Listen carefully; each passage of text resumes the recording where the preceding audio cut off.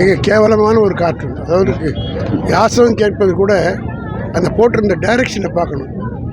அது மிக கேவலமாக இருக்கிறது. இது போன்ற காரியங்களை செய்கிற போது மக்கள் மத்தியிலே ஒரு கோபத்தை இது உருவாக்கும். தேவையில்லாத இந்த நேரத்தில் அவர்கள் திட்டமிட்டு ஒரு கூட்டம் இது செய்து கொண்டிருக்கிறது.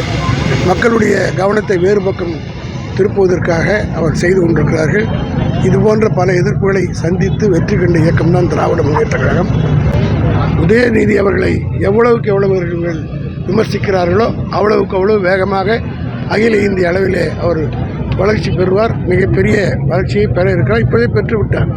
தொடர்ந்து அவர்கள் விமர்சிக்க அவர் அதை விட அண்ணா ஒரு காலத்திலே சொல்லுவார், என்னை திட்டி இங்கே வந்து உட்கார வைத்து விட்டீர்கள், இன்னும் எந்த இடத்துல என்னை உட்கார வைக்க வேண்டும் என்று எதிர்க்கட்சியில் நினைக்கிறார் என்று தெரியவில்லை. அதே தான்